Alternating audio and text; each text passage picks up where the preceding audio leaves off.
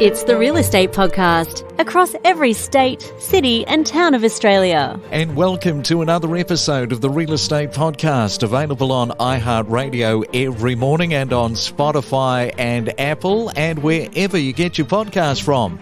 Well, finally, a Friday has arrived. Yes, the 19th day of August for 2022. And coming up this morning, because it is a Friday, we're going to be looking at that all-important question of how to negotiate from a position of strength when buying property. And talking of property, shipping container homes, they are not a new concept, but are having a bit of a resurgence because of their affordability. In Cairns, there's a 2-bedder container home and shed, which you can get for around $399,000. It's been listed. It's located on an elevated block with 3 architecturally designed 20-foot containers. And there's also one that's about 45 k's from Bathurst in New South Wales. Now, this home, also a container home sitting on a hill, and the new owner is going to get a parcel of land which is 113 hectares. And the asking price is between $450,000 and $490,000. So, that's not too bad, is it? 113 hectares with your container home this morning. We are just as addicted to property as you are. Every weekday morning from 6:30. From first home buyers to property investors and everything in between. Every morning on the Real Estate Podcast. It's the main centre forecast with propertybuyer.com.au. And around Australia we go to check on your weather on this Friday morning. And first we go to Sydney, expecting a few showers today. 19 degrees is your forecast high. Melbourne also 1 or 2 pieces of rain and expecting a high of 15 degrees. Brisbane, sunshine with blue skies, 25 is your forecast top. And in Perth, cloudy but dry today with 19 degrees. It's the Real Estate Podcast, across Australia, 7 days a week. Let's Talk Property, a podcast series with Rich Harvey. Well, after a year and a half of incredible price growth, sellers are no longer sitting in the box seats. And if you look at a Sydney or Melbourne in particular, they've gone past that inflection point in the market. Now, when listings were low and there were plenty of buyers, vendors could make extraordinary demands around price and conditions. They knew that if the first prospective buyer didn't play ball, there would be a dozen or so just waiting for their chance. Now, we're most likely at a point of rebalance where dominance in property dealings can swing either way. So how do you negotiate from a position of strength when a market is in a state of change? Well, to help answer that complex question, we have Rich Harvey, buyer's advocate and CEO of propertybuyer.com.au. And a very good morning to you, Rich. A busy week? Yeah, good morning, Craig. Always a busy week. It's been a good one, though. So our team's really kicking some goals this week with some new purchases for our clients. So we're very happy. This is a good one to discuss because we're sort of right now, the market is even evolving in August. So how would you characterise the market? Is it a buyer's market, or are some people still holding on to the seller's market position? Well, Craig, first we've got to remember there's not one market that we're talking about. Right across Australia, there's 15,000 suburbs. So we can't just put a particular number or a single comment to say this is how the market is. Each suburb has got individual characteristics and it's got its own supply and demand drivers. But what I can say, generally speaking, the mood of the market and where it's at right now is that we've seen the Sydney prices drop around 4.5%, Melbourne around 2.5%. When we got that first rate hike in the May federal election, that signalled a dramatic turnaround for property owners. It's turned from a seller's market into a buyer's market, but not in every area. So what we're seeing is some areas are seeing quite significant price discounts. We're seeing like prices have already dropped 10% or more, whereas some suburbs in the regional areas and some of the coastal areas, very, very low vacancy, and the prices are still creeping upward in those markets. So, Craig, what I'd say is that buyers aren't necessarily in the box seat. rising interest rates are weighing very heavily on people's borrowing capacity and their budgets. And a lot of vendors are actually holding off choosing to list their property at the moment. So that limited supply of property still means that purchasers need to bargain hard when they're buying.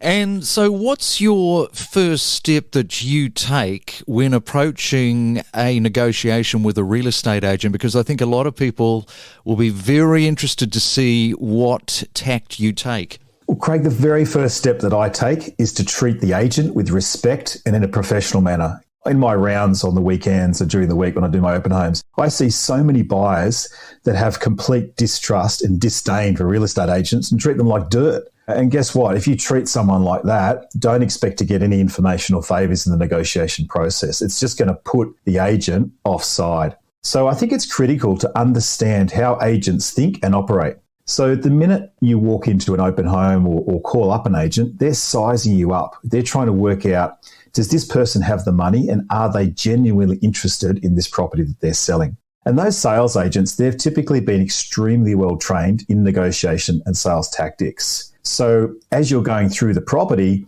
that agent will be listening with a very clued ear to go, are you going to be doing oohs and ahs as you walk through the property, and to see if you've got any kind of emotional connection to the property. All right, so tell us a little bit more about what an agent does. Typically, an agent should be asking prospective buyers a bunch of questions like, what did you think of the home? Do you think it'll suit you? And on the way out, they should be asking you, what do you think this property is worth? But if I'm really interested in the property, I'm not going to give the agent an answer there on the spot. I'm simply going to say, look, I think this property could really suit my client, pique their interest, right?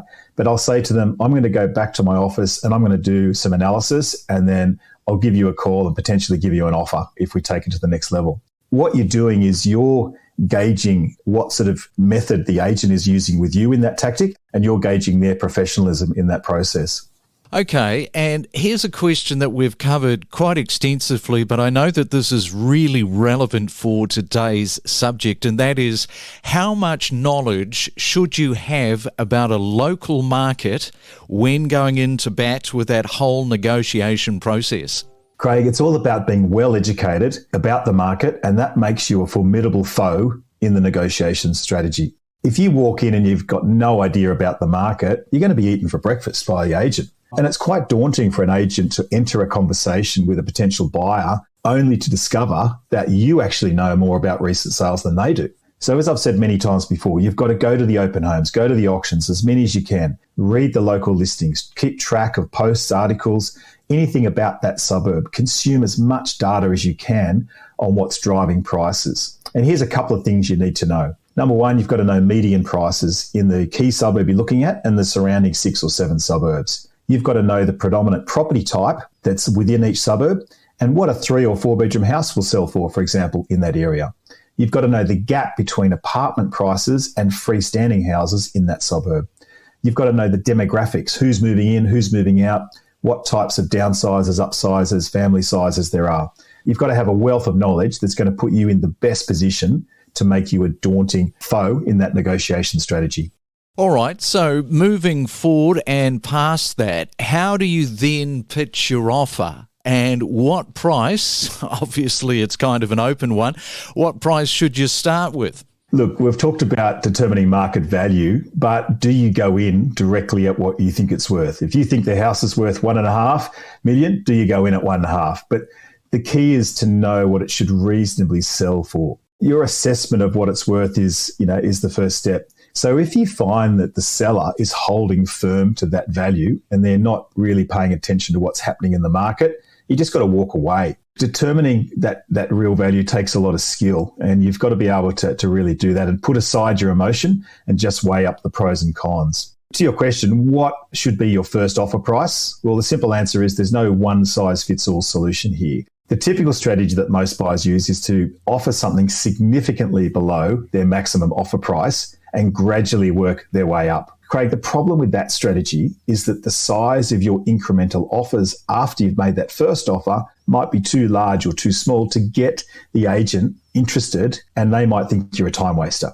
Okay, so with that kind of strategy in mind, how dangerous can that be, playing that out? Well, the problem with that, putting in a really low offer to start and then working your way up, is that then the size of your incremental offers might be too big or too small to actually get the agent's interest to think that you're a genuine buyer, and they might just think you're a time waster. What I've done, Craig, in some cases is I've gone in and I've actually presented what I call a best and final offer straight off the bat. I'll say to the agent, I'm going to offer you a really top price, but I won't be coming back and giving you a subsequent offer. And here's my reasons why. And I list all of the sales that are relevant in comparison, put it in writing, and I say to the agent, I'm not coming back for a second buyer. If you find another buyer, good luck to you. But here it is. Here's my offer. Take it or leave it by 5 p.m. tomorrow. Otherwise, we're moving on. So for me as a buyer's agent, I'm a lot more direct and upfront with the selling agents because we're professionals at our craft and the agent should be a professional at their craft. So our conversation is very much based around comparable sales and the pros and cons of the property we're talking about versus other ones on the market or that have recently sold. Okay, so why don't you, because you've been down this pathway so many times before, how about giving us a couple of examples? I've got a great example of a property I bought earlier in the year. It was an off-market property. I'd done a letterbox drop in a local area, found a 4-bedroom, 2-bath, 2-car home, and it was a really difficult time, very competitive time in the market. Got an owner to respond to my letterbox drop, went around, had a look. Now, the owner was pretty upfront, pretty transparent. I said, look, have you had agents through? He said, yes, we've had 3 agents through. They've quoted me between 2.2 to 2.25. I said, okay, well, that's a little bit above what my clients are willing to pay in this market, but let me have a chat to them. I ring the client. I said, look, I found the best property for you. We go through, we have a look, they love it. And then I ring the owner back after the inspection and I say to them, I've got a genuine buyer for you, but I'm going to be upfront with you. I know you want 2.2, but their maximum they can afford is 2.15. And I said, look, if you're going to be selling this property on the open market, you're going to be paying sales commission, you're going to be paying marketing fees. So that'll save you $50,000. So I said, my offer of 2.15 is the same as 2.2. When she got that concept, 2 minutes later, she rings me back, accepts the offer. So how good was that?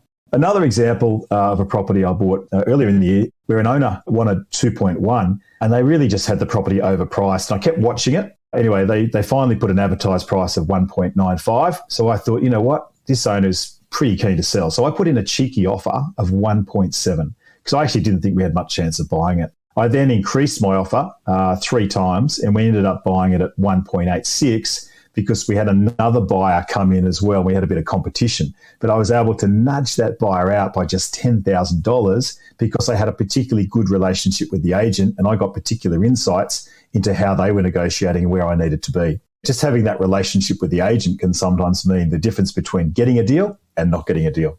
So what do you think about the strategy of having multiple property options? I think this is the best strategy, Craig, and I'm really pleased you raised it. So if you're a property buyer, you're going to be finding one property and you might fall in love with it. But what you've got to do is have option B, C, and D up your sleeve. It's incredibly powerful to be able to say to an agent, you know what, if we can't get a agreement on this, that's fine. I've got another property down the road that I'm going to buy. Because then there's a fear of loss for that agent and a fear of loss for that vendor that they may not get the price. This is a particularly good strategy in a declining and correcting market. It doesn't work in a rising and really hot market, but right now, having those alternative properties is a fantastic way to go. The other thing you've got to think about is what if you can't actually buy the property? It might just mean you need to keep renting. You might need to look further afield, but having those other options is a really key power play in your negotiations. And finally, to wrap things up, what's a few tips for our audience with relation to successful negotiations? Well, I've alluded to one before, Craig, and that's to stay well connected. You've got to have good relations with selling agents. They're at the coalface of new listings and with market movements, and maintaining really good lines of communication is really important if you're looking for a property that's got limited stock in a certain area. And once you've made that offer, you've got to stay in connection with the agent on the progress. Don't let 24 hours go by without getting an update from that agent. Another tip is to rely on a professional buyer's agent. Having someone who step in the fray, removes all of the emotion, and they just provide a hassle-free solution. And they can give you particular guidance and they can know the way to frame offers and the way to position offers so you've got the best chance of success. For me, it's all about having the right attitude and the approach and having the fortitude and patience to get the deal done right. It's not just what you say when you make an offer, it's how you say it in your tone and the language, and also particularly in emails. All of those things make a huge difference in the outcome of your negotiation. All right, so there's a lot of information there, negotiating property strengths and how to do it successfully. Rich Harvey, you have yourself a fantastic Friday, a great weekend. Look forward to chatting next week. Thank you so much, Craig. Always a pleasure chatting. We connect you to the best real estate information across Australia. The Real Estate Podcast.